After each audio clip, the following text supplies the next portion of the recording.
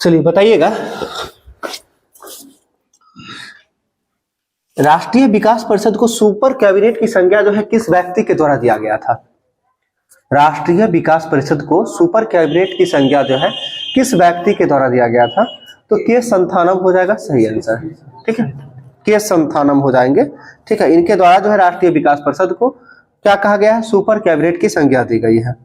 ठीक, आप सभी को बताना है कि जो योजना के निर्माण की में जो है राज्यों की भागीदारी होनी चाहिए, इस विचार को स्वीकार करते हुए सरकार के एक प्रस्ताव द्वारा जो है कब राष्ट्रीय विकास परिषद को स्थापना किया गया था?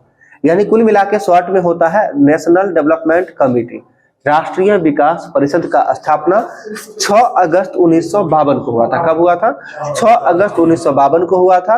और इसी राष्ट्रीय विकास को जो है यानी राष्ट्रीय विकास परिषद जो है योजना आयोग को जो है के रूप में जो है कार्य करने का काम करती थी, यानी योजना को बनाने का काम करती थी, प्लान का। और इसे जो है किसके द्वारा कहा गया सुपर कैबिनेट? तो के संथानम के द्वारा कहा गया। ये 2 पॉइंट बहुत इंपॉर्टेंट है, ध्यान रखिएगा। आगे बताइएगा, ये जो है राष्ट्रीय विकास परिषद का जो है अध्यक्ष कौन होता है? तो इसका अध्यक्ष जो है प्रधानमंत्री इसका अध्यक्ष होता है।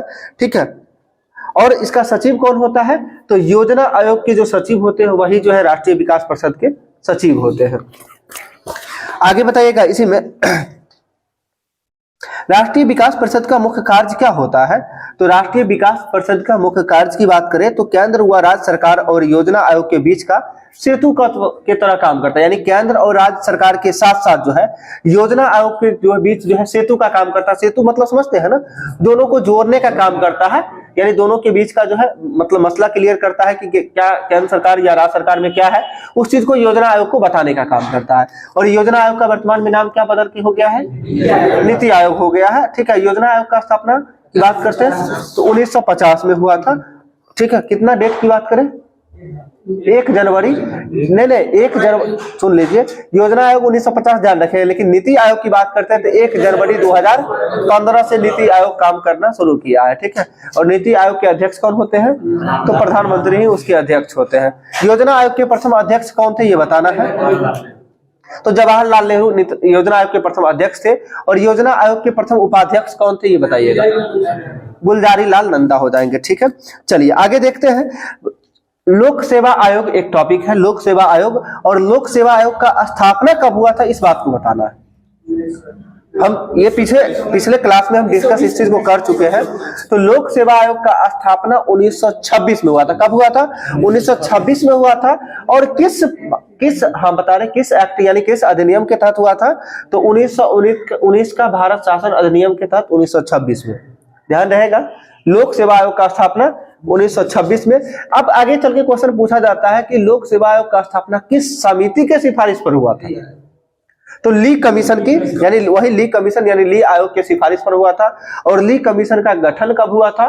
तो 1924-25 यानी 23-24 देता है कहीं कहीं पे, तो ये ध्यान रखिएगा, ली कमीशन का गठन 1923-24 में हुआ था। क्लियर हो गया होगा। चलिए आगे देखते हैं, योजना आयोग की बात करते हैं। तो ये जो है इसका यानी संघ लोक सेवा आयोग, ये पहले तो ये बना लोक सेवा आयोग, और लोक सेवा आयोग से जो है 1936 में जाके जो ये संघ लोक सेवा आयोग इसका नाम हो गया। यानी लोक सेवा आयोग से संघ लोक सेवा आयोग कब हुआ? 1936 में। और इसके साथ ये भी ध्यान रखना है कि संघ लोक सेवा आयोग के अध्यक्ष तथा सदस्यों की नियुक्ति जो है किसके द्वारा की जाती है? तो राष्ट्रपति के द्वारा किया जाता है। संघ लोक सेवा आयोग के अध्यक्ष के साथ साथ सदस्यों की नियुक्ति राष्ट्रपति के द्वारा की जाती है। आगे बताना है, संघ लोक सेवा आयोग के सदस्यों की संख्या जो है निर्धारित करने की शक्ति किसके पास होती है? तो वो राष्ट्रपति के पास होती है। और वर्तमान में जो है इसकी सदस्य संख्या कितनी है? तो 10 हो जाएगा। यानी संघ लोक सेवा आयोग के सदस्य की संख्या कितना होगा? 10 हो जाएगा। ठीक है, आगे बात करते हैं, संघ लोक सेवा आयोग के अध्यक्ष एवं सदस्यों की नियुक्ति जो है कितने समय के लिए किया जाता है? तो 6 वर्ष के लिए किया जाता है। 6 वर्ष या फिर 65 वर्ष, यानी 6-65 जो होता है योजना आयोग के सदस्य का कार्यकाल होता है। ठीक है, आगे देखते हैं। और उसके बाद जो हुआ वह पद से मुक्त हो जाता है, कहने का मतलब वही उसका कार्यकाल हुआ। आगे राज्य लोक सेवा आयोग के अध्यक्ष तथा सदस्यों की नियुक्ति किसके द्वारा की जाती है? ध्यान से समझिएगा, राज्य लोक सेवा आयोग के सदस्यों की नियुक्ति जो है किसके द्वारा? तो राज्यपाल के द्वारा की जाती है। और हटाने की बात होगी तो राष्ट्रपति हटाएगा, ये ध्यान रखिएगा। परंतु यदि इन्हें हटाने का अधिकार राज्यपाल के पास नहीं होता है तो वो राष्ट्रपति के अनुसार जो है आगे बताइएगा, राज्य लोक सेवा आयोग के अध्यक्ष एवं सदस्यों का कार्यकाल कितना होता है? तो राज्य लोक सेवा आयोग के सदस्यों का कार्यकाल 662 होगा। देखिए एग्जाम में अक्सर यहां से क्वेश्चन पूछा जाता है और लोग गलती करते हैं क्योंकि कंफ्यूजन होता है, कहां पे 662 होगा, कहां पे 665 होगा, कहां पे 565 होगा, कहां पे 6 वर्ष होगा, कहां पे 5 वर्ष होगा, या कहां पे 70 वर्ष होगा। तो इसमें बहुत कंफ्यूजन होता है, तो ध्यान रखिएगा, संघ लोक सेवा आयोग के अध्यक्ष चाहे सदस्य की जो कार्यकाल होगा वो 665 होगा। राज्य लोक सेवा आयोग के कार्यकाल की या सदस्य की कार्यकाल की बात करें तो 662 हो जाएगा। क्लियर हो गया होगा। राज्यपाल का राज्यसभा का कार्यकाल कितने वर्ष का होता है? देखिए यहाँ पे क्लियर करिएगा, तो राज्यसभा का सदस्य का कार्यकाल होता है 6 साल का, न कि राज्यसभा का कार्यकाल होता है। क्लियर करके रखिएगा। अगर लोकसभा की बात करें तो लोकसभा का कार्यकाल 5 वर्ष का होता है, न कि लोकसभा के सदस्य का होता है। ये ध्यान रखना है। लोकसभा का कार्य, अगर इसी में क्लियर करके बताए थे कि प्रधानमंत्री तथा मुख्यमंत्री का कार्यकाल कितने वर्ष का होता है, तो बताए थे ना कि नहीं होता है। क्यों नहीं होता है? क्योंकि प्रधानमंत्री तभी तक रहेंगे जब तक लोकसभा रहेगा, ठीक है, और राज्यसभा में विधानसभा में तभी तक मुख्यमंत्री रहेंगे जब तक विधानसभा रहेगा। इससे क्लियर हो जाता है। तो राज्यसभा भी क्लियर करके रखिएगा, राज्यसभा के सदस्यों का कार्यकाल 6 वर्ष का होता है, इसलिए कि राज्यसभा जो है कभी भी गठित नहीं होते। और प्रत्येक 2 वर्ष में कितना सदस्य की नियुक्ति होती है? 1/3 सदस्य जो है। देखिए ध्यान रखिएगा, जब 2 वर्ष आ गया तो आगे 1/3 होगा, 2/3 नहीं होगा। 2 पहले ही आ चुका है, 1 2 3 समझ रहे हैं ना, ऑर्डर समझिएगा। प्रत्येक 2 साल पर 1/3 सदस्य। यहाँ पे कंफ्यूजन मन में करना ही नहीं कि 2/3 भी होगा, और ऑप्शन दिखेगा ही 2/3, पहले ही दिखेगा 2/3, तो इसलिए इसको क्लियर करके रखिएगा, ठीक है। चलिए आगे देखते हैं। आगे है संघ, ये लोक सेवा आयोग जो है किस अनुच्छेद के अंतर्गत आता है? अच्छा, 2 अनुच्छेद आपको बताते हैं, क्लियर करिएगा। अनुच्छेद 312 और अनुच्छेद 315, तो किसके अंतर्गत आएगा? 312 में क्या होता है? नहीं, अनुच्छेद 312 में क्या है ये पूछ रहा है। लोक सेवा आयोग के गठन के बारे में यानी कहा गया है, और जो है 315 में इसी से संबंधित है, यानी 315 और 312 ये दोनों को क्लियर कर लीजिएगा। तो एक बार हम करवा दे रहे हैं। 315 नहीं, कार्यकाल नहीं है। 1 मिनट रुकिएगा। अनुच्छेद 315 इसमें तो क्लियर नहीं होगा दिया हुआ, एक बार चेक कर लीजिए। तो ऐसे हम बता देते हैं। देखिए अनुच्छेद 312 में जो होता है वो नई अखिल भारतीय सेवाएं होता है, ठीक है।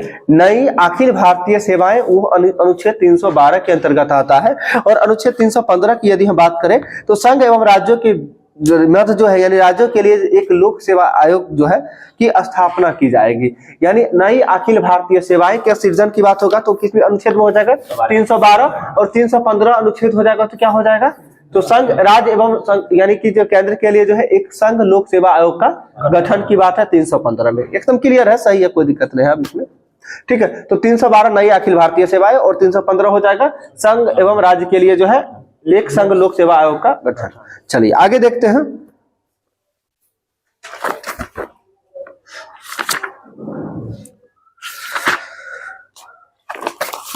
आगे अब पूछा जाता है कि जो है किस अनुच्छेद के अंतर्गत जो है राज्य लोक सेवा सदस्य या फिर जो है केंद्र लोक सेवा सदस्य को जो है हटाया जा सकता है, यानी संविधान के अनुच्छेद किसके अंतर्गत जो है,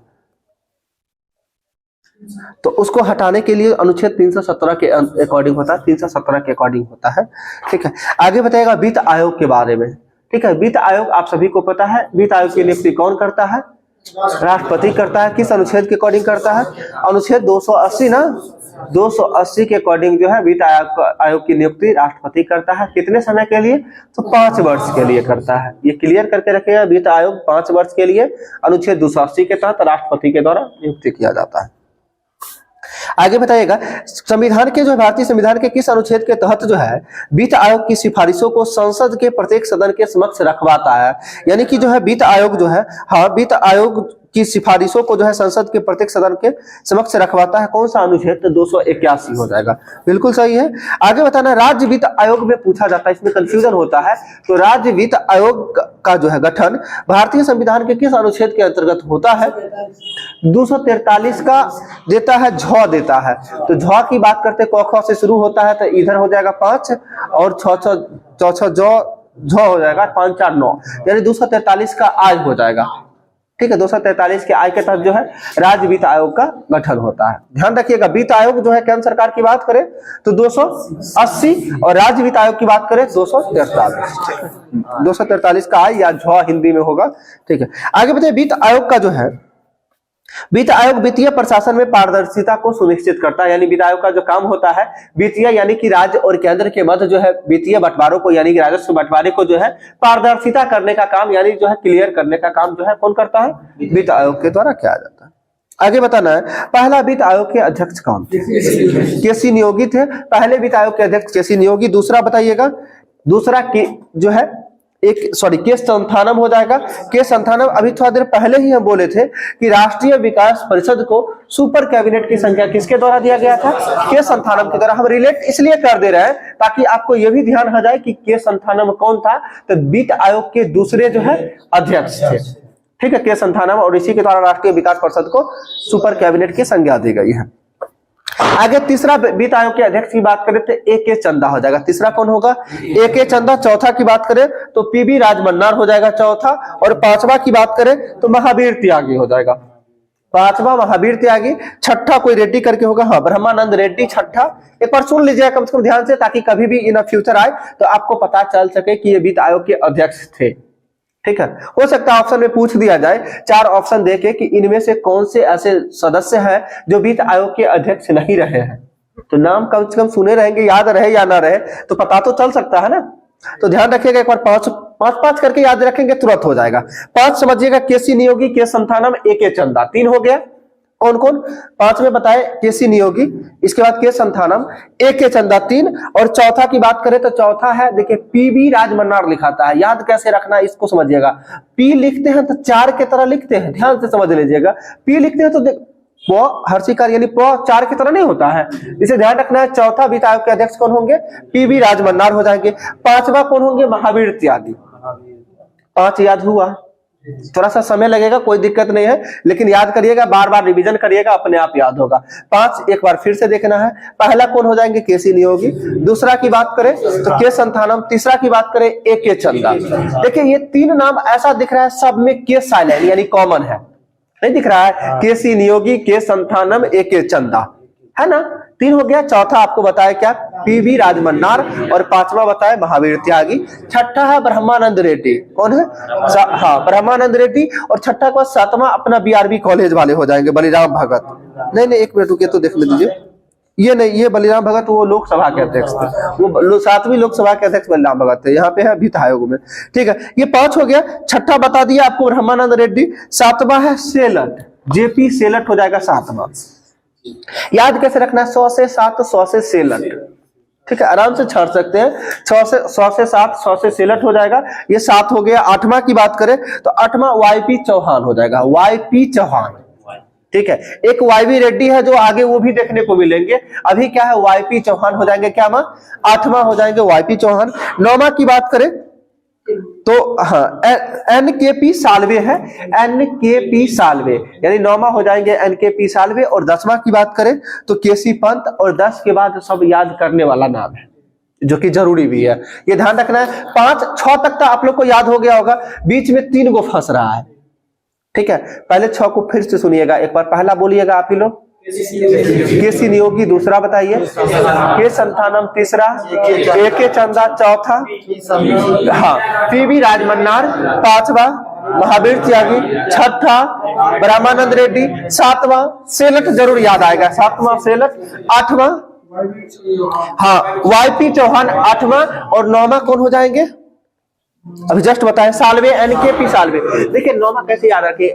9 लिखते हैं तो 9 एन होता है, कहने का मतलब 9 नहीं लिखते हैं तो एन समझिएगा। उसी तरह से एन.पी. के साल्वे जो हो जाएंगे क्या में होंगे? 9वां हो जाएंगे। और 10वां की बात करें तो केसी पंत, केसी पंत पहला थे केसी नियोगी और 10वां केसी पंत। 11वां की बात करें तो 11वां प्रोफेसर एम खुसरो है, ए एम खुसरो, 11वां खुसरो। 12वां की बात करें तो सी रंगराजन, यहां से सभी लोग पढ़ते आ रहे होंगे या नहीं तो सुनते आ रहे होंगे। 12वां वित्त आयोग के अध्यक्ष कौन होंगे? सी रंगराजन। 13वां की बात करें विजय केलकर, 13वां विजय केलकर। 14वां की बात करें वाईवी रेड्डी। 15वां की बात करें एनके सिंह, जो कि वर्तमान में 15वां वित्त आयोग है, इसके अध्यक्ष कौन है? एनके सिंह। थोड़ा सा ध्यान रहेगा, फिर एक बार जो है लास्ट में कभी रिवीजन करवा देंगे, नहीं तक काल, ठीक है। आगे बताइएगा, निर्वाचन आयोग की बात करते हैं। निर्वाचन आयोग जो है किस भाग के अंतर्गत आता है? तो निर्वाचन आयोग भाग 15 के अंतर्गत आता है, जो अनुच्छेद कहां से कहां तक जाता है? अनुच्छेद 324 से लेकर 329 तक जाता है निर्वाचन आयोग। और इसके साथ में ध्यान रखना है कि जो भारत में जो है निर्वाचन आयोग की स्थापना हुआ कब था? 25 जनवरी 1950 को जो है निर्वाचन आयोग का स्थापना हुआ था। कब हुआ था?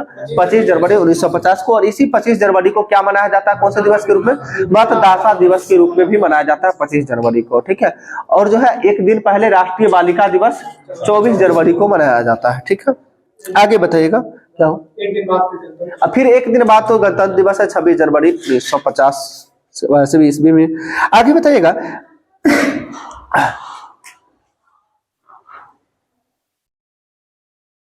निर्वाचन आयोग का गठन जो है मुख्य निर्वाचन आयुक्त एवं अन्य निर्वाचन आयुक्तों से किया जाता है। यानी निर्वाचन आयोग का गठन जो किससे किया जाता है?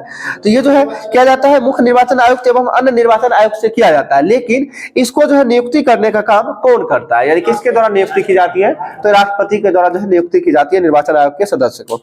आगे बताना है कि मुख्य निर्वाचन आयोग का कार्यकाल कितने वर्ष का होता है? तो मुख्य निर्वाचन आयोग का कार्यकाल भी कितना होगा? 665 हो जाएगा। और अन्य का बात करें तो 662 होगा। ध्यान रखिएगा, जैसे राज्य लोक सेवा आयोग की बात किए थे और संघ लोक सेवा आयोग, तो संघ लोक सेवा आयोग का कार्यकाल कितना? 665 और राज्य लोक सेवा आयोग का 662। उसी तरह से जो है निर्वाचन आयोग का जो है मुख्य निर्वाचन आयोग का कार्यकाल कितना वर्ष? 665 और अन्य निर्वाचन आयोग का 662। क्लियर हो गया होगा यहाँ तक? आगे देखते हैं।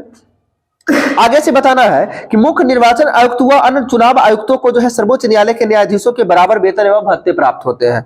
यानी कि जो है मुख्य निर्वाचन आयुक्त या अन्य को जो है सर्वोच्च न्यायालय के न्यायाधीशों के बराबर वेतन भत्ता, इसका मतलब समझ रहे हैं? मुख्य निर्वाचन आयुक्त का जितना वेतन मिलता है उतना सर्वोच्च न्यायालय के मुख्य न्यायाधीश को मिलता है, और अन्य सदस्य को जितना मिलता है उतना ही अन्य न्यायाधीशों को मिलता है। तो 2,80,000 सर्वोच्च न्यायालय के मुख्य न्यायाधीश को, ठीक है। तो इसी तरह से निर्वाचन आयोग के मुख्य आयुक्तों की कितना? 2,80,000 और अन्य को 250,000। क्लियर होगा यहाँ तक? आगे देखते हैं। आगे बताना, पहले चुनाव आयोग जो है एक सदस्यीय निकाय था। यानी चुनाव आयोग जो है पहले एक सदस्यीय निकाय था।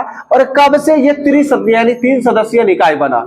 तो 1993 से जो है चुनाव आयोग जो है 3 सदस्यीय निकाय बन गया था 1993 से। आगे बताना है, और चुनाव आयोग को पता है किसी भी पार्टी को राजनीतिक पार्टी घोषित करने का अधिकार किसके पास होता है? चुनाव आयोग के पास ही होता है। किसी भी पार्टी का चुनाव चिन्ह देना होता है, ये सभी काम जो है चुनाव आयोग का ही होता है, ठीक है। और राजनीतिक दलों के लिए आचार संहिता भी लागू करवाया जाता है, ये भी चुनाव आयोग के द्वारा। मतदाता सूची तैयार करने का भी काम जो होता है ये भी चुनाव निर्वाचन आयोग का ही काम होता है। आगे बताना है, ये बहुत इंपॉर्टेंट प्रश्न है कि हम सभी को जो नागरिक ये जो है वोट डालने का अधिकार है, ये कैसा अधिकार है? कानूनी अधिकार। ये ध्यान रखना है, ऑप्शन से फंस जाते हैं, कहीं संवैधानिक अधिकार भी दिया हुआ रहता है। तो ये ध्यान रखिएगा, वोट डालने का अधिकार जो है कैसा अधिकार है? कानूनी अधिकार है वोट डालने का अधिकार। कानूनी, हाँ एकदम सही है, कानूनी। इसमें बहुत कंफ्यूजन होता है, कहीं राजनीतिक देता है, कहीं पे संवैधानिक देता है, कहीं पे गैर संवैधानिक होता है, वहां पे दिक्कत होती है। जैसे हम राष्ट्रपति का जो अध्यादेश जारी करने का शक्ति है वो कैसा अधिकार है? तो राष्ट्रपति का न्यायिक अधिकार है, ठीक है, ठीक है, न्यायिक अधिकार है। उसके तहत जो है अध्यादेश जारी करता है या फिर रेट जारी करता है, वो भी न्यायिक अधिकार है, ठीक है। आगे बताइएगा, भारत में जो है electronic limited, Bharat electronic limited और इलेक्ट्रॉनिक कॉर्पोरेशन इंडिया लिमिटेड ने जो है वीवीपैट को जो है कब बनाया था? हाँ 2013 में बनाया था, बिल्कुल सही, वीवीपैट को 2013 में बनाया था। आपको बताना है कि जो है 2009 से आम चुनाव एवं सभी विधानसभाओं के चुनाव में जो है ईवीएम का प्रयोग होने लगा। तो पूछा जा सकता है कि ईवीएम का प्रयोग जो है सभी चुनावों में कब से होने लगा? 2009 से होने लग गया। और सर्वप्रथम पहली बार ईवीएम का प्रयोग कब हुआ था? तो 1982 में जो है ईवीएम का सबसे पहली बार प्रयोग हुआ था, जो कि केरल के पारूर विधानसभा में जो है 50 बूथ पर जो है ईवीएम का प्रयोग हुआ था पहली बार 1982 में। उसके बाद जो 1988 यानी 6 साल बाद जो है, यानी मध्य प्रदेश के 5 और राजस्थान के 5 एवं दिल्ली के 6 विधानसभा चुनाव में जो है ईवीएम का प्रयोग किया गया था। 82 के बाद 98 में दूसरी बार प्रयोग किया गया था। और ईवीएम का प्रयोग करके जो है पूरा चुनाव कराने वाला प्रथम राज्य कौन बना था? तो गोवा राज्य बना था, जो कब करवाया था? 1999 में। ठीक है, 98 के 1 साल बाद जो है ईवीएम का प्रयोग करके जो है पूरा चुनाव कराने वाला गोवा राज्य बना था पहला, जो 1999 में। ठीक है, और जो ईवीएम का प्रयोग करके पहली बार संपूर्ण आम चुनाव कब करवाया गया? तो 2004 में करवाया गया था। 2004 से एक बात याद आया कि केसीसी पढ़ते हैं हम लोग, किसान क्रेडिट कार्ड योजना जो होता है, और एक दूसरा केसीसी का फुल फॉर्म किसान कॉल सेंटर भी होता है। तो किसान क्रेडिट कार्ड जो है किस वर्ष प्रारंभ हुआ? 1998 में। और किसान कॉल सेंटर की बात करते हैं 2004 में हुआ था। ये भी ध्यान है, इसमें भी कंफ्यूजन होता है 98 2004 में। ठीक है, तो केसीसी यानी किसान क्रेडिट कार्ड योजना कब शुरुआत हुआ? 98, और किसान कॉल सेंटर 2004। आगे बताना है, किसी भी राष्ट्रीय दल का दर्जा हासिल करने के लिए किसी भी राजनीतिक पार्टी को जो है कितना जो है क्या उसमें गुण होना चाहिए, ये बताना है। देखिए इसमें होता क्या है, या लोकसभा या राज्यसभा कोई भी चुनाव है, तो उसमें जो डाले गए जितने भी वैध मत है उसका कम से कम 6% मत जो है प्राप्त करना होता है। क्या होता है? पहला 6% मत प्राप्त करना होता है। और इसके साथ में क्या होता है कि कम से कम 4 राज्यों में, ठीक है, कम से कम 4 राज्यों में निर्वाचन का कितना % मत होना चाहिए? 6% मत होना चाहिए, तो उसे चुनाव राजनीतिक पार्टी का दर्जा दिया जा सकता है। और आगे कहा गया है, इसके अलावा जो है लोकसभा में 2% सीटों हो और कम से कम ये 3 विभिन्न राज्यों में हासिल कर चुके हो। यानी कहने का मतलब हुआ कि लोकसभा में 2% सीट के साथ साथ कम से कम 3 विभिन्न राज्यों में जो है 2% सीट हासिल होना चाहिए। यानी जिस राज्य में लोकसभा का जितना भी सीट है उस राज्य में यदि उसका 2% सीट भी यदि ले आता है और 3 राज्य में आशा यदि कर लेता है तो राजनीतिक पार्टी का दर्जा मिल सकता है। यानी 3 स्थिति दिया गया है। पहला दिया गया है लोकसभा आम चुनाव अथवा राज्य विधानसभा चुनाव में जो है किन्हीं 4 अथवा अधिक राज्यों में कुल डाले गए वैध मतों का 6% मत प्राप्त करना होता है। तो हम अपनी भाषा में आप सभी को क्या बताएं कि 6% मत भी होना चाहिए और 4 राज्य में होना चाहिए, तो उसे राजनीतिक पार्टी का दर्जा मिल जाएगा। दूसरी बात क्या है, इसके अलावा किसी एक राज्य अथवा राज्यों से विधानसभा की कम से कम 4 सीटें जीतनी होगी। या नहीं तो एक दूसरा विकल्प ही है कि किसी भी राज्य अथवा राज्यों के विधानसभा में जो है कम से कम 4 सीटें जीतनी होंगी। अगर कम से कम 4 सीटें जीत जाएगा तो भी उसे मिल सकता है। और तीसरा बात यह है कि लोकसभा में 2% सीट जो है कम से कम होना चाहिए, जो कि कितना राज्य में? तो कम से कम 3 राज्य में 2% सीट। नहीं कंफर्म होगा, एक बार फिर से सुनिएगा, 6% 4 राज्य में तो मिल जाएगा। दूसरी बात बताएं, लोकसभा में 2% कम से कम 3 राज्य में। और तीसरी बात क्या हो गया, राज्यों से विधानसभा में कम से कम जो है 4 सीट कम से कम जीतना होगा। क्लियर हो गया ना? तो उसे राजनीतिक पार्टी का दर्जा मिल जाएगा। जैसे कि वर्तमान में जो है मान्यता प्राप्त राजनीतिक दल में जैसे भारतीय जनता पार्टी की बात करते हैं, बीजेपी, यानी इसका चुनाव चिन्ह क्या है? कमल छाप हो जाएगा। इसी तरह राष्ट्रीय कांग्रेस है, भारतीय राष्ट्रीय कांग्रेस, पंजा छाप हो जाएगा, ये भी राजनीतिक पार्टी है। और इसके साथ साथ जो है भारतीय कम्युनिस्ट पार्टी, जिसका गठन 1921 में एम.एन. रॉय के द्वारा किया गया था। ध्यान रखिएगा, भारतीय कम्युनिस्ट पार्टी का गठन किसके द्वारा? एम.एन. रॉय के द्वारा, जो कि 1921 में। और इसका चुनाव चिन्ह क्या है? तो हंसिया और बाली है।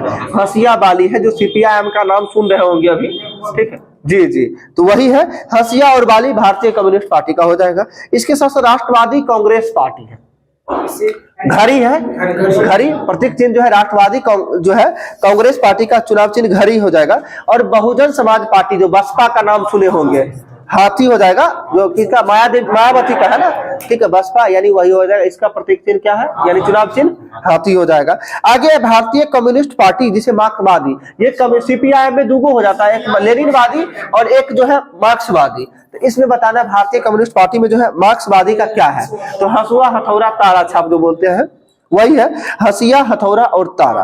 और इसके साथ तृणमूल कांग्रेस पार्टी है, टीएमसी शॉर्ट में बोलते हैं, जिसका जो है प्रतीक चिन्ह क्या है, जोड़ा फूल है, ठीक है, इसका हाँ जोड़ा फूल हो जाएगा, ठीक है। इसके साथ बता रहा नेशनल पीपुल्स पार्टी का जो है नेशनल, देखिए एनपीपी, और एनपीपी नेशनल पीपुल्स पार्टी का चुनाव चिन्ह पुस्तक, एनपीपी पॉस पुस्तक, ठीक है, ध्यान रहेगा, ठीक है। ये कम से कम 8 जो है राजनीतिक पार्टी, ठीक है, 8 ना है,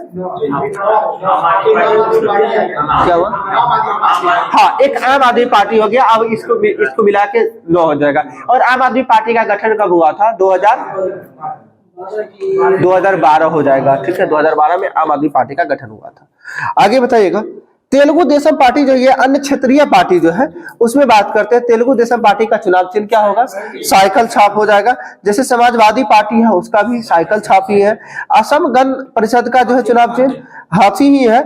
और एक बहुत इंपॉर्टेंट है, झारखंड मुक्ति मोर्चा तीर कमान, ध्यान रखिएगा, झारखंड मुक्ति मोर्चा का चुनाव चिन्ह क्या होगा, तीर कमान हो जाएगा। और बिहार में लोक जनशक्ति पार्टी सभी लोग को पता होगा, बंगला छाप नहीं होगा, रामविलास पासवान जी का जो पार्टी था, ठीक है, लोक जनशक्ति पार्टी, ठीक है, वो बंगला छाप हो जाएगा, ठीक है। और इसके बाद जो है पैंथर्स पार्टी का चुनाव चिन्ह क्या है, तो पैंथर्स पार्टी का चुनाव चिन्ह साइकिल ही हो जाएगा। और पैंथर्स पार्टी इसलिए पूछ रहे हैं कि ये जम्मू कश्मीर की पार्टी है, ठीक है, और वैसे जम्मू कश्मीर से रिलेटेड प्रश्न पूछे जाते हैं एग्जाम में, ध्यान रखिएगा। तो जम्मू कश्मीर का जो चुनाव चिन्ह यानी पार्टी का क्या नाम, पैंथर्स पार्टी, जो जम्मू कश्मीर में एक्टिव है, और उसका चुनाव चिन्ह साइकिल हो जाएगा, ठीक है। चलिए, राष्ट्रीय जनता दल तो सभी लोग को पता होगा, राजद लालटेन छाप हो जाएगा, सही है, जो कि ये 2 राज्य में चलता है, बिहार और झारखंड दोनों में, ठीक है। आगे बताना है,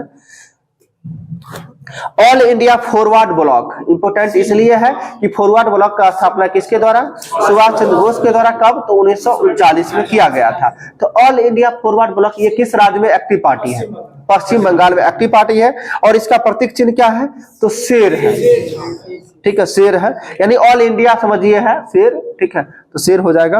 आगे है मुस्लिम लीग का प्रतीक चिन्ह बताइएगा, यानी पार्टी चुनाव, तो मुस्लिम लीग का सिर ही हो जाएगा। ये एक्टिव कहाँ, तो केरल में है। मुस्लिम लीग का स्थापना कब हुआ था, 1906 में हुआ था। और इसका प्रथम अधिवेशन जो है कहाँ हुआ था, काठमांडू में। और स्थापना कहाँ हुआ था, ढाका में। और मुस्लिम लीग के संस्थापक कौन थे, सलीमुल्लाह खां, 100 से संस्थापक, 100 से सलीमुल्लाह। और मुस्लिम लीग के अध्यक्ष था, अ से अध्यक्ष, अ से आगा खां। क्लियर होगा। जनता दल यानी जेडीयू बोलते हैं, जनता दल यूनाइटेड, तो तीर छाप हो जाएगा, जो कि बिहार झारखंड दोनों में हो जाएगा। एक अकाली दल है, ये पंजाब में एक्टिव है। और अकाली दल का चुनाव चिन्ह क्या हो जाएगा, तो अकाली दल का तराजू हो जाएगा। समझिएगा, अकाल की स्थिति में तौल तौल के सबको देना पड़ेगा ना खाने के लिए, इसे ध्यान रखिएगा। अकाली दल का क्या हो जाएगा चुनाव चिन्ह, तराजू हो जाएगा, ठीक है। और नागालैंड पीपुल्स काउंसिल का जो है चुनाव चिन्ह क्या होगा, मुर्गा छाप हो जाएगा, ठीक है, नागालैंड पीपुल्स काउंसिल का मुर्गा, ठीक है। एक द्रविड़ मुनेत्र करगम पूछा जाता है, तो बोलने से ही लगता है द्रविड़ मुनेत्र करगम जो है ये पार्टी का चुनाव चिन्ह क्या होगा, उगता सूरज होगा, ठीक है। नहीं लगता है द्रविड़ मुनेत्र करगम बोलते हैं तो लगता है उगता सूरज। करगम जो है कहाँ का लोक नृत्य, करगम कहाँ का है, तमिलनाडु का हो जाएगा, सही है। और एक है करगा, कर्नाटक का हो जाएगा। करगा लोक नृत्य कर्नाटक का है। और जो अभी बोले थे, क्या बोले थे, हाँ, करगम तमिलनाडु, ठीक है, और करगा हो जाएगा कर्नाटक, ठीक है। इसमें कंफ्यूजन होता है इसलिए बोल दिए एक बार। चलिए आगे देखते हैं, परिसीमन आयोग की बात करते हैं। करगा कर्नाटक और करगम तमिलनाडु। आप लोग बहुत सीरियसली लिखिए, सब चीज जो मिल जा रहा है आसानी से, ये आसानी से समझिए। पूरा जो आप कॉपी जब छाटिएगा ना, और अक्सर जो आने वाले समय में सेट में जितना प्रश्न गलती होगा ना, वो प्रश्न यही सब होगा। अगर नहीं बिलीव होगा, आप सेट बनाइएगा तो आपको पता चलेगा यही सब प्रश्न गलती हो। अभी तो सिर्फ जो है पॉलिटी का यूज कर रहे हैं, जब मिसलेनियस चलेंगे तो उसमें बहुत सारा जो है चीज क्लियर होते जाएगा धीरे धीरे, ठीक है। अब जो है, अब तक जो है पूछा जाता है कि परिसीमन, कितने परिसीमन आयोग का गठन हुआ है, तो 4 का हुआ है, हम याद भी करवाए थे, 52, 62, 73 और 2000। दो, 52, 62, 73, 2002। कैसे याद रखना है ये भी ध्यान रखिए। 52, 62, 73, यानी 72 ने होके कितना एक साल बढ़ गया 73, और बाद में जो हुआ लास्ट में हाल का है वो 2002 में, यानी इकाई अंक 2 आपको कॉमन दिख रहा है 3 जगह, एक जगह 73 देखना है तो 52, 62, 73, 2002। क्लियर हो गया होगा। हाँ, इसीलिए नहीं हुआ था। आगे समझिएगा इसमें कि संविधान में परिसीमन आयोग के संबंध में जो है कोई स्पष्ट निर्देश नहीं दिया गया है, लेकिन अनुच्छेद 82 में प्रत्येक जनगणना की समाप्ति पर जो है लोकसभा एवं राज्यसभा के जो है राज्य के निर्वाचन क्षेत्रों के विभाजन एवं पुनः संयोजन का कार्य जो है संसद द्वारा विहित अधिकारी जो है किए जाने का प्रावधान है। कहने का मतलब यही हुआ कि जो अनुच्छेद 82 के तहत कहा गया है कोई भी जनगणना जब समाप्त होती है तो लोकसभा एवं राज्यसभा के द्वारा जो है निर्वाचन क्षेत्रों को विभाजन करने का अधिकार दिया गया अनुच्छेद 82 के तहत, और वही परिसीमन आयोग होता है। लेकिन परिसीमन का जो है स्पष्ट चर्चा संविधान में कहीं पे नहीं किया गया। ठीक है, आगे देखते हैं। आगे जो है क्या में संविधान संशोधन अधिनियम के द्वारा जो है संविधान के अनुच्छेद 82 में संशोधन कर परिसीमन पर जो है वर्ष 2000 तक के लिए रोक लगा दी गई थी। कहने का मतलब 2000 तक के लिए जो है रोक लगा दिया जाए कि परिसीमन में जो है कोई भी चेंजिंग नहीं करना है, यानी इसका गठन नहीं करना है। तो ये क्या संविधान संशोधन हो जाएगा तो 42वें संविधान संशोधन 1976 के तहत। लेकिन आप समझ सकते हैं कि 73 के बाद एक बार कब हुआ है, 2002 में हुआ है। थोड़ा सा समझिएगा, तो 73 के बाद यदि 2002 में हुआ इसका मतलब रोक लगा दिया। पहले तो 10-10 साल पे होता था। बात को अभी हम क्या बताए थे कि प्रत्येक जनसंख्या की जब जनगणना जब समाप्त होता है उसके बाद जो है परिसीमन आयोग का गठन होता है। तो पहला हुआ था 52 में, दूसरा कब हुआ 62 में, और तीसरा कब हो गया 73 में, और चौथा होता लेकिन जो बीच में आ गया था 42वां संविधान संशोधन 1976। इसके तहत जो है अनुच्छेद 82 के अकॉर्डिंग जो है परिसीमन पर रोक लगा दिया गया। कब तक तो 2000 तक के लिए। फिर 2002 में परिसीमन चौथे परिसीमन आयोग का गठन हुआ है। क्लियर हो गया ये। चलिए आगे देखते हैं। आगे है फिर आगे चल के जो 84वां संविधान संशोधन 2001 होता है। अब स्वाभाविक सी बात है 42वें के तहत रोक लगाया गया है तो फिर संविधान में संशोधन करने के बाद ना फिर होगा। तो फिर होता है क्या संविधान संशोधन, तो 84वां संविधान संशोधन कब 2001 में, और इसके तहत जो है अनुच्छेद 82 में फिर से 82 और 170 के 3 में संशोधन करते हुए जो है 2026 तक जो है लोकसभा एवं विधानसभा की सीटों में जो है कोई वृद्धि करने का जो मतलब बात किया गया है। कब तक 2026 तक सीटों में कोई वृद्धि नहीं होगा। ठीक है, 2026 तक। 2026 के बाद किया जा सकता है, फिर संविधान संशोधन होगा, फिर किया जाएगा। यहां तक क्लियर होगा। आगे देखते हैं। अभी जो मौजूदा परिसीमन है 2002 वाला ही परिसीमन, हाँ 2002 वाला ही है, क्योंकि 2026 तक तो गठन होगा नहीं। आगे समझिएगा। अभी जो है नए परिसीमन के तहत जो है अनुसूचित जाति में पहले आरक्षित सीट कितना था और वर्तमान में कितना है? 84 जी, पहले 79 था, वर्तमान में कितना कर दिया गया है 84 सीट का कर दिया गया। किसका? तो अनुसूचित जाति का। अनुसूचित जनजाति के लिए कितना किया गया है? तो पहले 41 था, अब 41 से बढ़ाकर 47 कर दिया। क्लियर हो गया होगा। 79 से 84 और 41 से 47, यानी पहला वाला में कितना बढ़ाया 5 बढ़ाया और दूसरा वाला में 6 बढ़ाया। हम इसलिए बोल दिए 5-6 ताकि ध्यान रहेगा आपको, एक याद रहेगा दूसरा अपने आप कर लीजिएगा। ठीक है, पहला में कितना बढ़ाया 5, तो 79 से कितना हुआ हाँ पहले 84 हुआ, और दूसरा वाला में कितना बढ़ाया 6 बढ़ाया, तो कितना से कितना हुआ तो 41 से 47 हो गया। और अनारक्षित सीटों की संख्या कितना था तो 412 है, अभी भी है। चलिए आगे देखते हैं। अब बहुत इंपॉर्टेंट है जो पिछले बार के असाइनमेंट्स में पूछा गया था, वरीयता क्रम। ठीक है, वरीयता क्रम से रिलेटेड पूछा जाता है। वरीयता क्रम का मतलब होता है कि जो जितने भी भारत में पद है उसमें सबसे बड़ा पद कौन सा होता है। तो सबसे बड़ा आप सभी को पता होगा कौन होगा, राष्ट्रपति होगा। और राष्ट्रपति के बाद कौन हो जाएगा, उपराष्ट्रपति हो जाएगा। और उपराष्ट्रपति के बाद की बात करें तो प्रधानमंत्री। पहले समझ लीजिएगा, पहले केंद्र की खंगालते हैं ऊपर में चलते। सबसे पहले भारत का प्रथम नागरिक कौन कहलाता है, राष्ट्रपति ही कहलाता है। ठीक है, तो राष्ट्रपति पहला, राष्ट्रपति के बाद दूसरा हो जाएगा उपराष्ट्रपति, और तीसरे की बात करें तो प्रधानमंत्री। 3 पद में तो कोई दिक्कत नहीं वरीयता में। चौथा की बात करते हैं तो राज्यों के राज्यपाल हो जाएगा। कैसे क्लियर कैसे करना है, तो पहला जैसे केंद्र में प्रधान होता है कौन, राष्ट्रपति, उसी तरह राज्य में प्रधान कौन होगा, राज्यपाल होगा। तो 3 तो हो गया, कौन कौन, राष्ट्रपति, उपराष्ट्रपति और प्रधानमंत्री। और चौथा पद में कौन आ जाएगा? तो राज्यपाल आएगा, यानी राज्यों के राज्यपाल। ठीक है, और इसके बाद अगर पांचवा आता है, यहाँ से कंफ्यूजन शुरू हो जाता है, क्योंकि पांचवा आता है लोकसभा नहीं, भूतपूर्व राष्ट्रपति को जो है पांचवा वरीयता क्रम में पांचवा स्थान है। भूतपूर्व राष्ट्रपति को वरीयता क्रम में क्या स्थान है? पांचवा स्थान है। और 5 के क के अंतर्गत दिया गया था पहले उप प्रधानमंत्री को। 5 के क में उप प्रधानमंत्री को वरीयता क्रम में क्या स्थान है? तो 5 के क में है। छठा में यदि आएंगे तो भारत का मुख्य न्यायाधीश तथा लोकसभा अध्यक्ष, दोनों एक ही में आता है, यानी छठे क्रम में जो है वरीयता क्रम में छठे स्थान पे कौन आएगा? तो राष्ट्र जो भारत का मुख्य न्यायाधीश तथा लोकसभा अध्यक्ष आ जाएगा क्या स्थान पे? छठे स्थान पे। तो 6 को पहले क्लियर करके रखिए, ज्यादा करिएगा कंफ्यूजन हो जाएगा, कुछ नहीं सीखिएगा। पहले 6 में क्या बताए? राष्ट्रपति, उपराष्ट्रपति, प्रधानमंत्री, इसके बाद राज्यपाल। 4 में तो कोई दिक्कत नहीं है। 4 के बाद आए 5वां में आए तो भूतपूर्व उपराष्ट्रपति हो जाएंगे, भूतपूर्व राष्ट्रपति हो जाएंगे। और 5 के क के अंतर्गत बताए उप प्रधानमंत्री, 5 के क में उप प्रधानमंत्री भी बताया है। और 6 में क्या हो जाएगा? राज्यों के मुख्य, ठीक है, भारत का मुख्य न्यायाधीश के साथ साथ जो है लोकसभा अध्यक्ष हो जाएगा।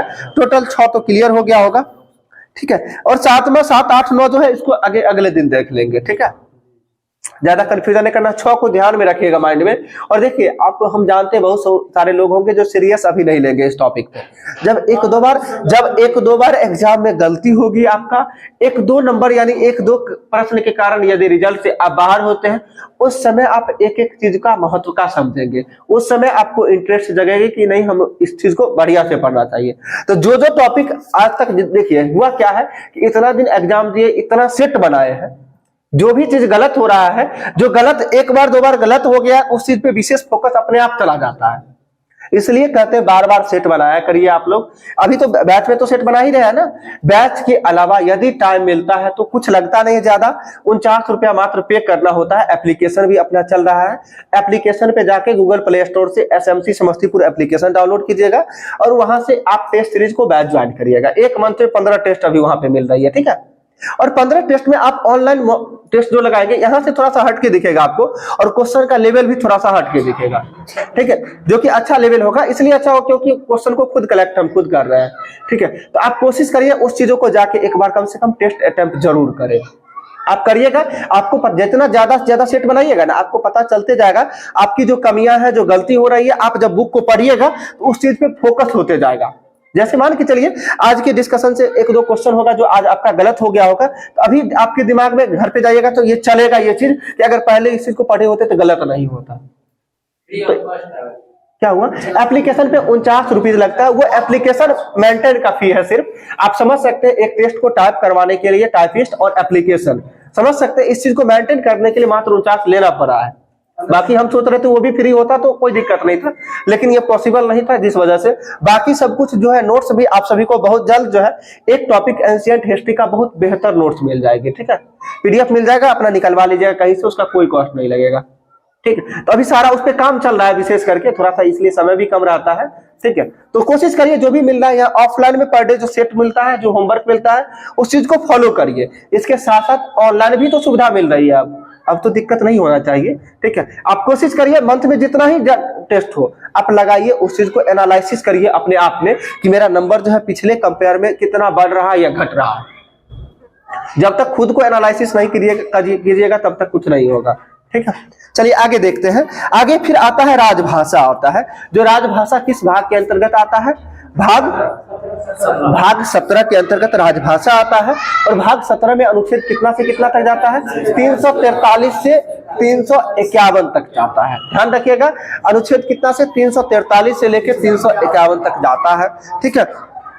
और जो है किस अनुच्छेद के अनुसार जो है संघ की भाषा की लिपि जो है देवनागरी होगी? ये अनुच्छेद 343 में ही कहा गया है कि आपके संघ की भाषा जो होगी, यानी राजभाषा की लिपि जो होगा वो देवनागरी लिपि में होगा। किस अनुच्छेद के अकॉर्डिंग? 343। इसमें 3 ही अनुच्छेद इंपोर्टेंट है ज्यादा से ज्यादा, जो एग्जाम में पूछा भी गया है। हाल फिलहाल बिहार SSC में भी पूछ दिया था। एक पूछा जाता है हिंदी का प्रोत्साहन, ठीक है। तो हिंदी का प्रोत्साहन किस अनुच्छेद के अकॉर्डिंग है ये बताना है आप सभी को। अनुच्छेद 350 के अंतर्गत आता है हिंदी का प्रोत्साहन, ठीक है। 350 का मातृभाषा 350। अच्छा सुन लीजिए, हिंदी का प्रोत्साहन अनुच्छेद 351 सही होगा। और मातृभाषा में कहने का मतलब क्या है, मातृभाषा में शिक्षा देना जो है ये अधिकार है, ये अनुच्छेद 350 का को है। ठीक है, मातृभाषा में शिक्षा जो है ये शिक्षा का अधिकार, यानी हर किसी नागरिक को अधिकार ये प्राप्त है कि आप अपने मातृभाषा में जो है शिक्षा को प्राप्त कर सकते हैं। ये अनुच्छेद 350 का है। और 51 में जो है ये हिंदी का प्रोत्साहन है, यानी इसको बढ़ाने चढ़ाने के लिए जो है आप कुछ भी कर सकते हैं। ठीक है, सही होगा, आगे दिया हुआ भी होगा।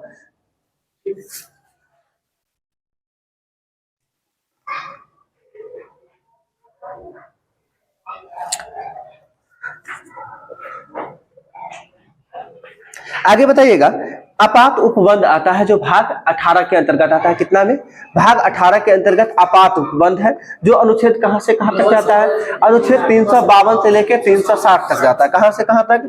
352 से लेकर 360 तक आपात उपबंध जाता है। और इसमें अनुच्छेद 352 में इंपोर्टेंट इसलिए है कि मंत्रिमंडल शब्द यानी कैबिनेट शब्द का उल्लेख जो है पहली बार, यानी संविधान में, पूरे संविधान में मात्र एक जगह है कैबिनेट शब्द का उल्लेख, जो अनुच्छेद 352 में है। और अनुच्छेद 352 के तहत क्या है?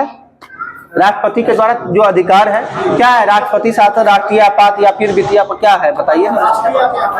तो राष्ट्रीय आपात हो जाएगा अनुच्छेद 352 के अकॉर्डिंग। और 356 के अकॉर्डिंग क्या होगा? राष्ट्रपति शासन हो जाएगा। और 360 के अकॉर्डिंग क्या होगा? वित्तीय आपात हो जाएगा अनुच्छेद 360। और वित्तीय आपात किस देश के संविधान से लिया गया है? अमेरिका के संविधान से। इसमें कंफ्यूजन होता है, अगर सीधा आपातकाल पूछा जाता है तो ये जर्मनी के संविधान से लिया गया है, बट वित्तीय आपातकाल है ये अमेरिका के संविधान से लिया गया है। ठीक है, और जो है राष्ट्रीय आपात कुल कितने स्थिति में लगता है? जो अनुच्छेद 352 का प्रयोग किस किस स्थिति में होता है ये बताना है। ये 3 स्थिति में लगता है। पहला तो युद्ध, दूसरा है वायु आक्रमण, और तीसरा जो है सशस्त्र विद्रोह। जो आंतरिक अशांति के कारण लगता था उसका नाम बदल के सशस्त्र विद्रोह कर दिया गया था, जो 44वां संविधान संशोधन 1978 के अकॉर्डिंग। ठीक है, 42वां के तहत तो था ही, 44वां के तहत जो है 1978 के तहत जो है ये आंतरिक अशांति का नाम बदलकर जो है सशस्त्र विद्रोह कर दिया गया था। इसके अकॉर्डिंग जो है, यानी राष्ट्रीय आपात 3 तरीका से, कौन कौन? एक युद्ध के समय, दूसरा कब? वायु आक्रमण, और तीसरा सशस्त्र विद्रोह के कारण। ठीक है, चलिए आगे देखते हैं। और राष्ट्रीय आपात की घोषणा जो है किसके द्वारा की जाती है? तो राष्ट्रपति के द्वारा किया जाता है, लेकिन मंत्रिमंडल के लिखित सिफारिश पर है। ध्यान रखना है, राष्ट्रपति के द्वारा जो है राष्ट्रीय आपात की घोषणा किस स्थिति में? तो मंत्रिमंडल के सिफारिश पर। कब? यानी किस अनुच्छेद के अकॉर्डिंग? तो 352 के अकॉर्डिंग जो है लिखित सिफारिश पर जारी किया जा सकता है, यानी घोषणा किया जा सकता है। आगे बताना है कि राष्ट्रीय आपात को जो लागू किया जाता है तो उसके समय क्या राज्य सरकार निलंबित की जाती है या नहीं? तो राष्ट्रीय आपात में राज्य सरकार को जो है निलंबित नहीं किया जा सकता है, या नहीं किया जाता है, यानी कि जो है संघ की कार्यपालिका के पूर्ण नियंत्रण में आ जाता है, यानी कि केंद्र के जो है नियंत्रण, पूर्ण नियंत्रण में जो है आ जाता है, लेकिन उसको समाप्त नहीं किया जाता है। आगे समझना है, जब राष्ट्रीय आपातकाल जो की घोषणा होती है तो कितने समय के अंदर जो है इसे संसद से स्वीकृति लेना पड़ता है? ठीक है, तो 1 महीने के अंदर। ध्यान रखिएगा, हम याद कैसे अपने भाषा में करवाते हैं। एक पहला अनुच्छेद 352 है, दूसरा 356 और तीसरा 360। तो 352 को जो है 1 महीने के अंदर अंदर स्वीकृति लेना पड़ेगा। 356 हो जाएगा इसे 2 महीना के अंदर अंदर, और 360 होगा इसे भी 2 महीना के अंदर। यानी पहला को 30 दिन के भीतर भीतर, दूसरा को 60 दिन के अंदर, और तीसरा को 60 दिन। इसका मतलब पहला, दूसरा, तीसरा, समझ रहा है ना? 352, 356, 360 की बात करते हैं। तो पहला 352 के तहत जो राष्ट्रीय आपात जो लागू किया जाता है उसमें संसद के कितने सदस्यों की सिफारिश पर जो है लागू किया जाता है? जो कि संसद के जो है कितने सदस्य की सिफारिश पर, उसमें भी कब? तो जो है 1 महीने के अंदर अंदर उसे चाहिए। तो कितना सदस्य हो जाएगा? 2/3 बहुमत से जो है अनुमोदित करवा लिया जाता है। कितना से? 2/3 बहुमत से अनुमोदित करवा लिया जाता है, तब जाके जो है राष्ट्रीय आपात को लागू किया जाता है। और ये जो है मैक्सिमम कितने समय के लिए? तो 6 महीने के लिए होता है। 6 महीने के लिए समझिएगा, और 6 महीने, प्रत्येक 6 महीने पर जो है इसे एक्सटेंड यानी बढ़ाया जा सकता है। 6 महीने पर जो है इसे पुनः एक बार जो है 6 महीने के लिए बढ़ाया जा सकता है। ठीक है, यानी 6 माह तक परिवर्तन में रहती है, उसके बाद 6 माह के बाद जो है फिर से इसे अनुमोदित करके जो है फिर से बढ़ाया जाता है। ठीक है,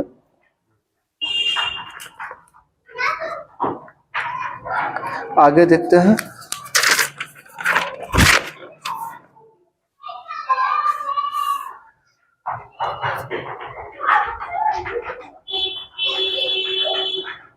रहेगा। आपात घोषणा पर विचार करने के लिए एक लोकसभा का विशेष अधिवेशन कब बुलाया जाता है? तो ये विशेष अधिवेशन कब बुलाया जाता है? जब लोकसभा का जो है कुल सदस्य का 1/10 सदस्य द्वारा लिखित सूचना लोकसभा अध्यक्ष को जब सत्र चल रहा हो या राष्ट्रपति को जब सत्र नहीं चल रहा हो तो हो जाती है। यानी 1/10 सदस्य का यदि नहीं होता है उस स्थिति में जो है विशेष अधिवेशन को जो है यानी आहूत किया जाता है। तो आहूत मतलब होता है बुलाया जाता है। विशेष अधिवेशन कब बुलाया जाता है? ये राष्ट्रीय आपात के संबंध में जब 1/10 यानी कोरम पूरा नहीं होता उस स्थिति में। आगे बताना है, लोकसभा अध्यक्ष या राष्ट्रपति सूचना प्राप्ति के कितने दिनों के अंदर जो है लोकसभा का विशेष अधिवेशन आहूत कर सकता है? तो जब 1/10 सदस्य का साइन उस पर नहीं हुआ है इसका मतलब कि कम से कम कितने दिन के अंदर अंदर जो है विशेष जो अधिवेशन को जो है आहूत करना पड़ेगा? तो कब बताइए? तो 14 दिन के भीतर जो है लोकसभा अध्यक्ष, ठीक है, या राष्ट्रपति को सूचना प्राप्ति के अनुसार 14 दिन के भीतर जो है विशेष अधिवेशन को बुलाना पड़ता है। ठीक है, चलिए आगे देखते हैं।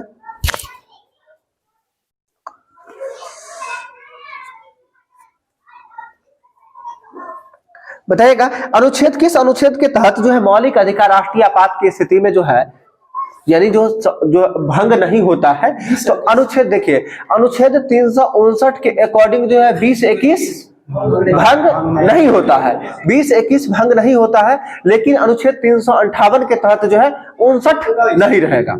ठीक है, 359 जो है नहीं रहेगा। 21 अनुच्छेद के अकॉर्डिंग है, 358 के तहत जो है 19 अनुच्छेद नहीं रहेगा। यानी अनुच्छेद 19 में जितने भी अधिकार मिला हुआ मौलिक अधिकार वो समाप्त हो जाएगा और 358 के अकॉर्डिंग जो है 359 के अकॉर्डिंग जो है 20-21 नहीं, यानी 20-21 जो है भंग नहीं होगा। इसमें भी बहुत कंफ्यूजन होता है। अभी भी हम बोल रहे हैं तो लग रहा है लड़खड़ा जाता है, इसका कारण है कंफ्यूजन। वो आ जाता है, नहीं चाहते हुए पर भी आ जाएगा। हम अपने लॉजिक से इसको याद किए हो इसलिए इतना क्लियर भी है। 58 हम बोलते हैं तो लास्ट में इकाई अंक कितना होता है? 8 होता है। अगला 8 के बाद 9 होगा, यानी 358 के अकॉर्डिंग जो है 19 अनुच्छेद जो है समाप्त हो जाएगा। 358 के अकॉर्डिंग 19 समाप्त हो जाएगा और 359 के अकॉर्डिंग 20-21 समाप्त नहीं होगा। इसको इस भाषा में ध्यान रखिएगा, नहीं तो इसका भाषा पढ़ेंगे तो इतना बड़ा बात दिया गया है कुछ नहीं समझ आएगा।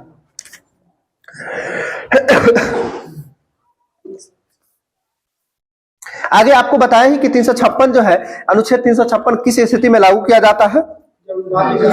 जब किसी राज्य में जो है यानी कहने का मतलब संवैधानिक तंत्र विफल हो जाता है, किसी राज्य में संवैधानिक तंत्र विफल हो जाता है, उस स्थिति में जो है राष्ट्रपति शासन यानी अनुच्छेद 356 लागू किया जाता है। ठीक है, और इसके बारे में बताया 356 कितना दिन के अंतर जो है संसद से अनुमोदन चाहिए? तो 2 महीना यानी 4 दिन। और 360 अनुच्छेद वित्तीय आपात वाला भी जो है वो भी 2 महीने के अंदर जो है चाहिए।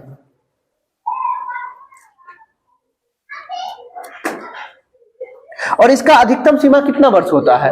नहीं, इसका अधिकतम सीमा निर्धारित ही नहीं है, अधिकतम सीमा निर्धारित नहीं है, लेकिन ये जो है बढ़ाकर यानी जो है अधिकतम क्या हुआ? 1 साल पर बढ़ाया, हाँ, प्रत्येक 1 साल पर जो है बढ़ाया जा सकता है। इसका अधिकतम वित्तीय आपात वाला 3 है। ठीक है, हाँ, वित्तीय आपात वाला 3 साल, अधिकतम उसका भी 3 साल होता है। लेकिन इसको जब चाहे तब राष्ट्रपति जो है वापस भी ले सकता है, जब राष्ट्रपति चाहेंगे वापस भी ले सकते हैं। और जो है मैक्सिमम जो है इसका लिमिट नहीं है, मैक्सिमम का लिमिट नहीं है, बीच वाला। तो ध्यान रखिए, इसमें कंफ्यूजन होता है। बीच वाला यानी 356 का लिमिट नहीं है, अधिकतम कोई सीमा नहीं, कितने समय तक लागू रहेगा नहीं रहेगा। सो